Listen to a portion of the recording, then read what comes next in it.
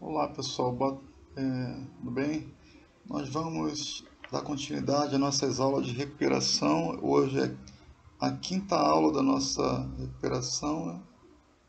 E nós estamos nos preparando para a prova, né?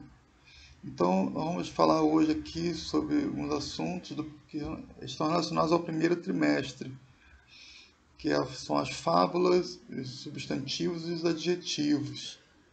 Então, durante o ano nós acabamos falando muito sobre esses três assuntos, porque a fábula também é um texto narrativo, né? Assim como outros textos que nós vimos. Os substantivos e adjetivos fazem parte do nosso dia a dia, né? Como estudantes da língua portuguesa. Então vamos só lembrar aqui, né? Daquilo que é essencial para esse estudo, tá bom? Então essa é a última aula da recuperação. Vamos seguir com a aula de plantão, né? Que vamos tratar dos pontos importantíssimos para essa prova, tá bom, pessoal? Então, pessoal, como eu falei, vamos falar sobre fábulas.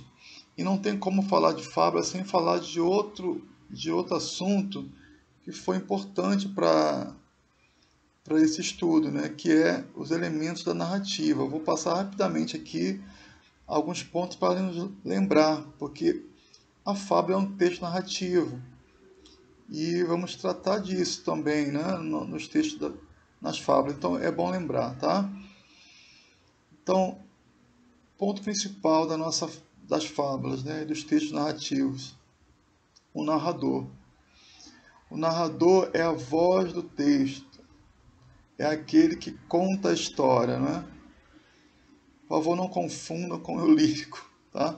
Também é o que fala, só que é diferente, tá? Vamos lembrar aqui do narrador, que é aquele elemento que está contando uma história, que está contando a história ali. Aí na narração, narrador, nós vimos aqui que ele tem os tipos de narrador, né? Narrador personagem, narrador observador, tá? Não é esse o foco desse estudo aqui hoje, tá? Então, só saber que tem um narrador ali, que é a voz que fala, tá, pessoal? Que está contando a história, tá? É, às vezes é ele onisciente, às vezes é o próprio personagem, mas isso aí vocês lembram bem, né? Sobre os personagens, nós falamos aqui, nós temos os personagens protagonistas, que são os principais, né? O antagonista, que é aquele que é o inimigo, digamos assim, né? O vilão da história, tá bom? E os secundários são todos os outros, tá? O protagonista, como eu falei aqui, né? É o personagem em quem a história gira em torno dele, né? O principal é o herói, tá bom? É o principal. E o antagonista é aquele que se contrapõe, né? Que é contra o protagonista. Então sempre vai ter uma situação, um personagem que vai ser contra.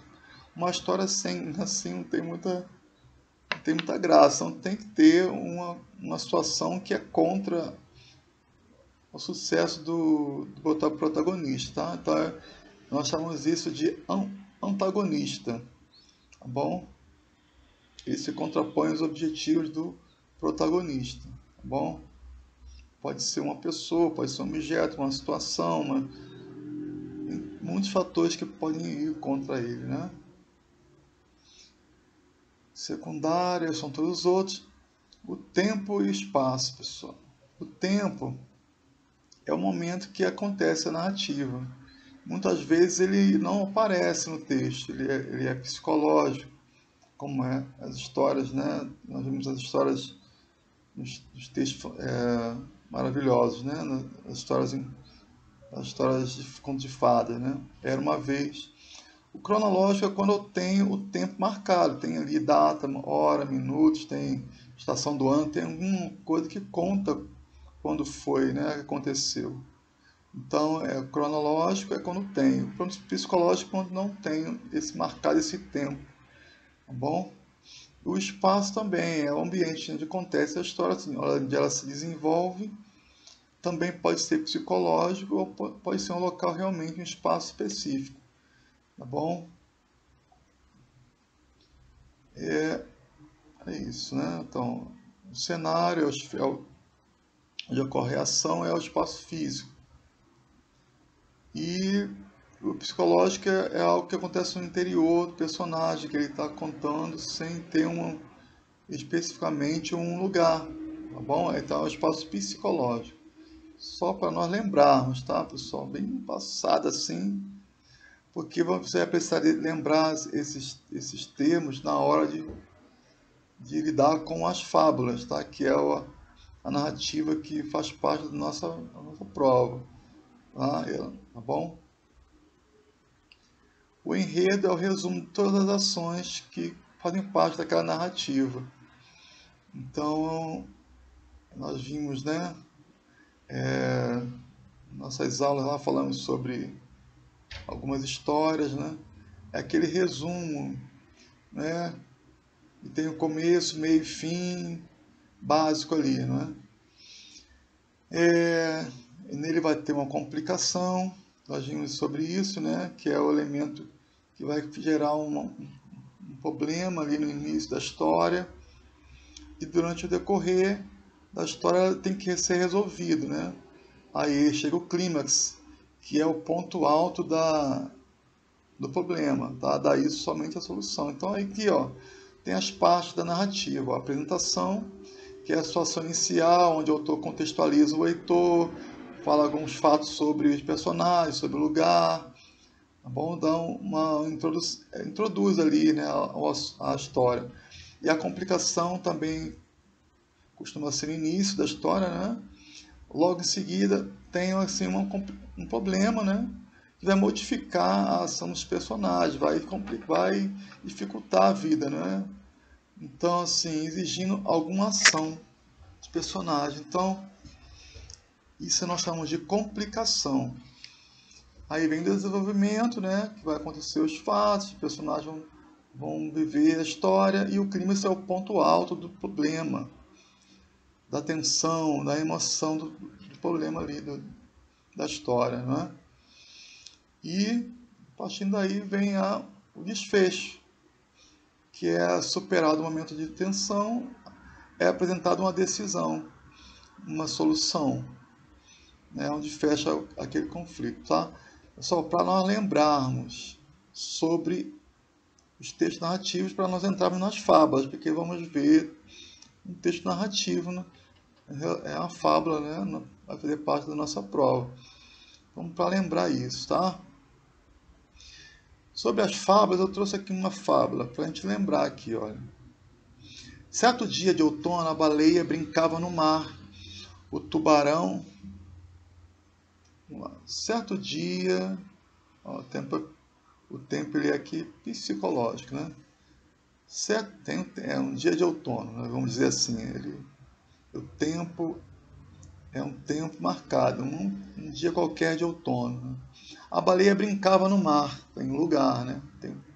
O tubarão aproximou-se e, com cuidado, rodeou a baleia para mordê-la de modo fatal.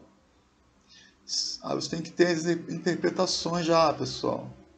A intenção do tubarão era maldade, né? Ele queria fazer maldade para a baleia. Era antagonista, tá, pessoal? Então aqui, olha.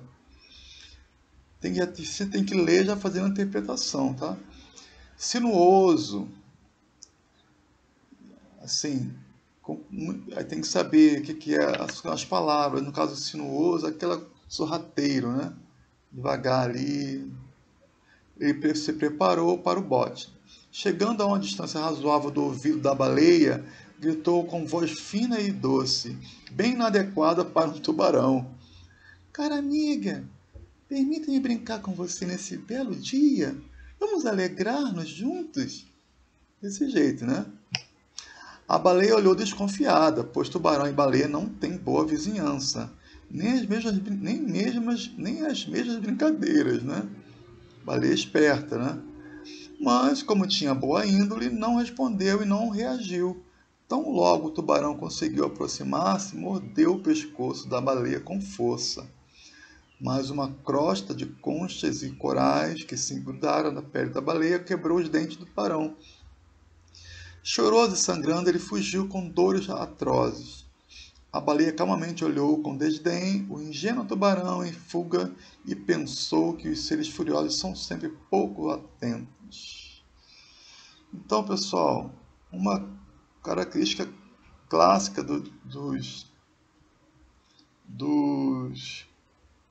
das fábulas, que você não pode deixar de esquecer isso, pessoal. Que você tem que procurar a moral da história, pessoal. Então, muitas vezes ela está explícita no texto, outras vezes não. Nesse caso aqui não está, mas tem uma dica aqui no final. Olha, a baleia calmamente olhou com desdém o ingênuo tubarão em fuga e pensou, a baleia pensou e soltou uma coisa que pode dar a entender a moral da história. Olha, ela pensou que os seres furiosos não são sempre pouco atentos. Então é isso. Geralmente as pessoas fortes se esquecem dos detalhes, né? Então assim, são coisas que você precisa ler e interpretar, tá bom? Na fábula. Então as pessoas se gabam da sua força, do seu poder e esquecem dos detalhes. A concha, no caso, a concha que estava agarrada na pele da baleia que acabou machucando ele. Tá bom? Aí nós falamos já da primeira, uma das características da fábula. É o que você vai ter que saber, tá, pessoal? Então aqui, olha. Apresenta uma narrativa alegórica, em prosa ou em poema épico. Não é o caso aqui está em prosa. Seus personagens são antropomórficas, ou seja, animais com características e comportamentos humanos. Antropomórfico é aquilo que tem forma de homem, né? De pessoas, de seres humanos. Então, as características dos animais são expostas pelos humanos, aliás, são expostas pelos animais, tá bom? As atitudes e os comportamentos, principalmente, tá? Outro ponto aqui, ó. Através do comportamento dos animais representa virtudes, qualidades e defeitos dos seres humanos. É isso, então, virtudes e qualidades, tá? Nós temos que estar atentos. Por se tratar de um gênero transmitido oralmente, as fábulas costumam ter muitas versões. Existe, como a gente falou, nós estudamos, tem muitas versões de fábulas, né? Com o mesmo fundamento. Então, o coelho, a lebre e a tartaruga, por exemplo, tem várias versões modernizadas, mais tradicionais. Então, assim, é o mesmo fundamento, né? De se eu pegar e colocar, por exemplo, um coelho num carro de Fórmula 1, por exemplo, né? Vai ser uma modernização, né? Só que é o mesmo fundamento. Outro ponto aqui, por se tratar de um gênero transmitido oralmente, as fábulas costumam ter muitas versões, sim. A presença de personagens personagens que representam o comportamento humano de forma coletiva, não de maneira individual. Então, assim, a coletividade também, né? É representada pelos animais, não somente pelo indivíduo, pessoa, né? Mas também pode apresentar um comportamento coletivo, como nós vimos, por exemplo, do passarinho, né? Da floresta, que foi lá jogando pingando a água no incêndio da floresta. Então, assim, comportamento coletivo, né? Da multidão que não se uniu para poder apagar o incêndio, né? Então, assim, é isso. E o último ponto aqui, olha, e o principal deles é que traz uma lição moral no final da história. Como eu falei, né, pode estar escrita ou tem que ser interpretada. Tá? Então, são os pontos principais, né, genéricos das fábulas. Nós temos as fábulas tradicionais, né, que são as mais estudadas, foram mais estudadas esse ano, né? E o que ela tem de característica? A linguagem obedece à variedade padrão da língua. Ela vai usar a linguagem padrão. A moral quer ensinar alguma coisa. Sempre vai querer ensinar. Então tem que achar isso, pessoal. Interpretar isso. Mudar um comportamento considerado errado. Tá? Aqui nós estamos citando aqui as fábulas modernas, mas nós não tratamos muito sobre fábulas modernas, tá? Não é um foco do nosso estudo aqui na nossa recuperação, tá? Mas são os textos mais longos, as fábulas tradicionais são mais curtas e objetivas, bom?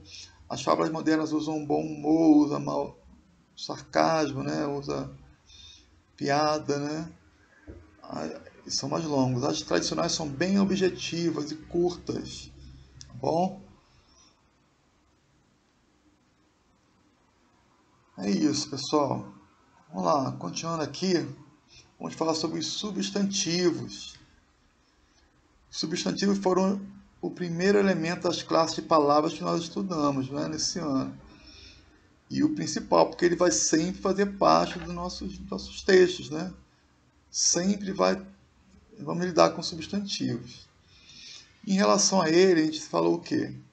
Que eles são o elemento que nomeia os seres, nomeiam os sentimentos, nomeiam as coisas, né? E eles podem ser primitivos ou derivados. Primitivos, aqueles que são a palavra como ela é, e derivados, aquelas que derivam dela, como ouro é um substantivo primitivo. Ourives é um derivado de ouro, né? Ourives é aquele elemento, aquele camarada que trabalha com ouro, né? Que faz as joias, né? Então, primitivos derivados, simples e compostos. Simples é aquele que tem só uma palavra, composto que tem mais de uma, né? Comuns e próprios, o quê? Comuns são o nome das coisas. E próprios são aqueles que têm nome de lugares, de pessoas. Lembrando que sempre devem iniciar com letras maiúsculas. Comuns e próprios, tá bom? Os próprios são uma letra maiúscula. Concretos e abstratos. Concretos são os objetos, né? Nós palpamos. Os abstratos são aqueles que não podemos pegar, né? Não podemos ver, são sentimentos, ações que muitas vezes, eu pensei, você não pode ver um pensamento, né? Eu amo, o amor, né? O amor, felicidade, alegria, coisas que assim não são palpáveis, tá? São abstratos, concretos. E os coletivos são aqueles que representam um grupo de coisas, de pessoas, de seres, não é? Então, são essa classificação básica assim, dos substantivos, tá bom? É a classe de palavras que dá nome aos seres e a tudo que está ao redor das pessoas. Em virtude dessa função e da amplitude da sua ocorrência, eles podem ser divididos e classificados assumindo diversos sentidos. Então, nossos textos eles são usados para dar sentido àquilo que quer se falar, né? E é flexionado. E que é flexão, pessoal? A mudança de sentido, né? Decorrente do gênero, número e grau. Gênero o quê? Masculino e feminino, número, singular, plural, tá bom? E o grau, tá bom, pessoal? Então, eu preciso estar atento ali, se é diminutivo, se é aumentativo, se é, tá bom? Essas são coisas que vão dar dimensão ali, né? Aquele substantivo. Bom, mas só lembrando o básico ali, que ele nomeia os seres e as coisas, né? É o nome, é o principal. O gênero. Então, assim, olha, o gênero é masculino e feminino, né? Nós tratamos. Então, é o gato, a gata. O livro, a caneta. Opa.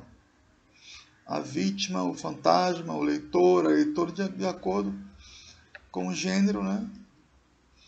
Ele vai receber ali, vou adiantando aqui, né? O artigo que vai, geralmente, é o final dele que vai determinar, né? Tem ali o gato. E a gata é fácil, né? Escrever ali o grau, o gênero, né? O livro, que é um objeto, né? A caneta. Então, assim, dificilmente a gente não vai ter dificuldade de identificar o gênero, né?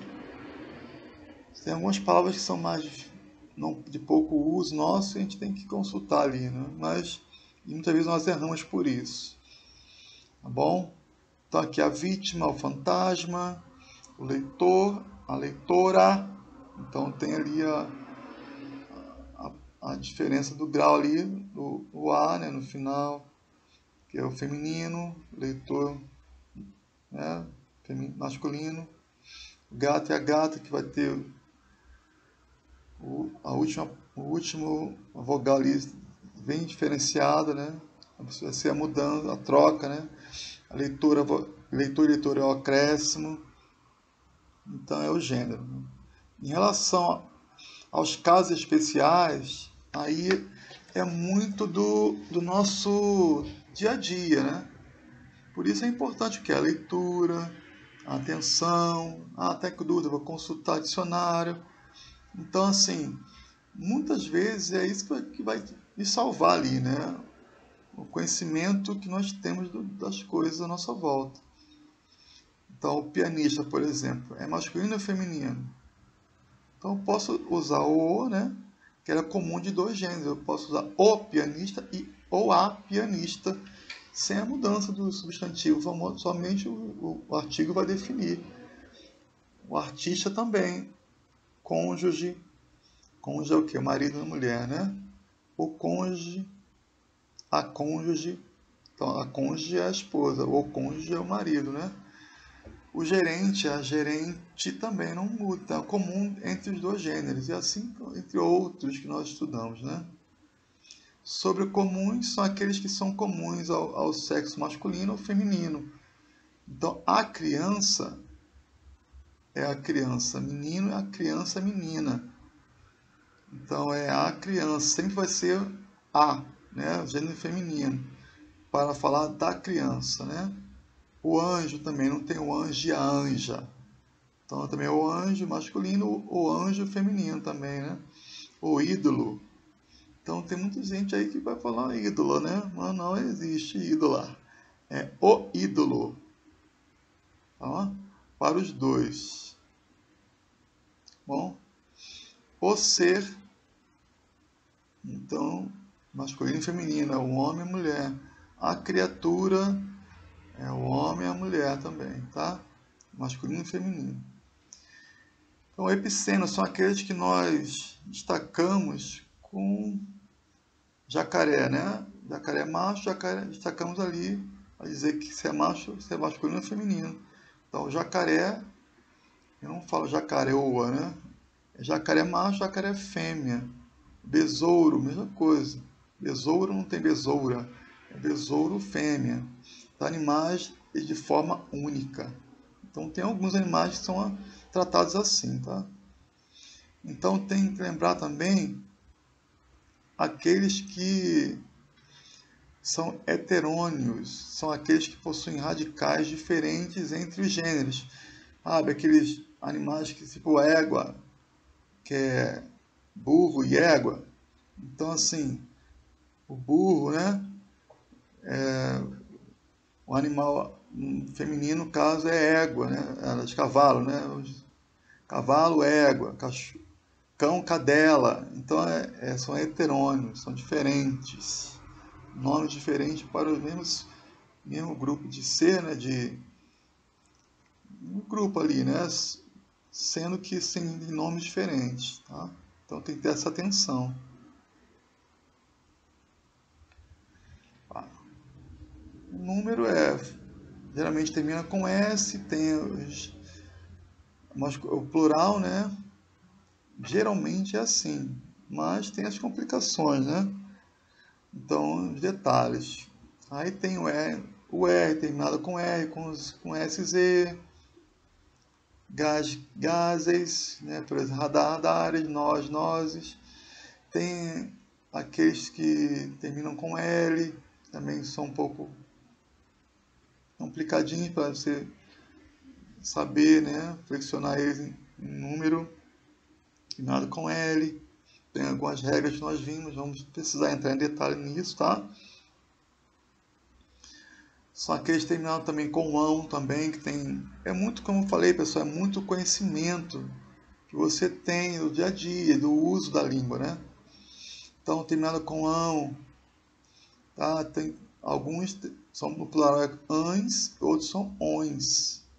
Então, é um erro muito comum, sabe? Só falar pão, pães, mas não é pães. Isso é muito do conhecimento, né? Eu tenho dúvida, que eu faço? Eu não uso, eu vou procurar saber, né? Mamão, mamões, não é mamãos, tá? Benção, não é benções, sei lá. É bençãos, tá? Então, eu preciso conhecer. Na dúvida, eu vou consultar, vou estudar, procurar tirar essa dúvida antes de usar. Na dúvida, não use, tá, pessoal? Mas tem que ter essa atenção. É terminado também com diminutivo, né? Anéisinho, anéis, anéisinhos. Então, são muitos detalhes, né? Que vem do uso. Não adianta muito decorar, não tem, é o uso, tá bom? E eu preciso conhecer isso aí usando a língua, né? Não tem outro jeito, tá? Às vezes coincide, né? Algumas palavras. Mas aquilo que eu falo sempre, na dúvida, consulte, tá bom? Consulte lá. Hoje você tem muita facilidade, né? Mas o dicionário era o que a gente fazia para resolver esses problemas, tá? Temos também as terminadas com X, tá? Lápis, não flexiona o plural, lápis, tórax, pires, por exemplo, aqui, ó, não flexionam. O plural é igual ao singular, tá? Pessoal, isso aqui é detalhe que a gente está passando aqui só para passar, tá bom? O plural composto também é uma atenção do substantivo que eu tenho que ter atenção. Tá? Tem uma série de regrinhas ali que eu tenho que estar atento. Por exemplo, aqui, pão de ló. Eu vou pluralizar aqui, né? A primeira palavra, pães de ló. Maçãs do amor. Caixas d'água. Tá bom? Então, tem alguns detalhes aqui, ó. Quando forem dois substantivos ou substantivo mais adjetivo, eu pluralizo os dois. Cirurgiões, dentistas, alunos espertos, couve de flores. Bom? Quando tiver verbo ou advérbio, não variam em número. Vira-lata. Então, vira é verbo de virar, né? Então, vira-latas. Bom? Advérbio, alto. Você sabe, advérbio. Olha, nosso assunto aí. Alto é um advérbio, né, de intensidade. Ele não vai flexionar. Então, fica altofalantes. Guarda-chuvas. Guarda é verbo. Então, eu não vou flexionar o verbo, tá, pessoal? Aqui, ó, guarda noturna. Lembrar que guarda é uma função, né? Então, tem um detalhe, né? No caso de guarda-chuvas, é que ele vai guardar a chuva. É assim, nossa língua é assim, tá, pessoal? Mas tem que estar atento. Na dúvida, você consulta, usa, tá? Quando vier numeral, os dois pluralizam. Quando tiver onomatopeia, eu vou flexionar, eu vou pluralizar o final, o último, né? Tic-tacs. Então, assim, tem algumas coisas que na nossa ortográfica também geraram algumas mudanças, né? Então, aqui no caso, olha, alguns termos, vice, pseudo, super, entre outros, não variam, né? São invariáveis. Então, super-homem, super-homens. Vice-presidente, vice-presidentes. Bom, eles não variam os prefixos aqui, né? Esses termos aqui. Eles não variam, tá, pessoal? E o grau aumentativo diminutivo, né? Não vou comentar isso, pessoal. Só para saber que indica aumentativo ou diminuição. Tá bom? O grau. Então, é isso. Diminutivo tem lá ozinho, detalhe do dia a dia. Não é só para lembrar mesmo. Tá? Não tem muita importância para o nosso objetivo aqui, tá? Então, já falamos isso, né? Que são palavras que nomeiam seres, visíveis ou não, animados ou não, ações, estados, sentimentos, desejos e ideias. São os substantivos. E os adjetivos? Os adjetivos, eles vão qualificar e têm a função de modificar o substantivo, pessoal. É simples. Ele vai indicar particularidades dos substantivos, particularidades subjetivas. O que são subjetivos? Aqueles que são coisas que não são palpáveis, né? Qualidades deles, né? Coisas que também, né? Particularidades subjetivas é uma coisa, e também tem particularidades que são visíveis também, né? Com qualidades, características que são visíveis e também subjetivas, tá? Então vão qualificar, vão dar uma qualidade ao substantivo. Então eles podem, a página 193 tem lá, né, nosso livro, Linguagens. Eles vão expressar impressões de algo, de alguém, tá bom? Especificar aparências, indicar tamanho, cor, são características de modo geral, tá, pessoal?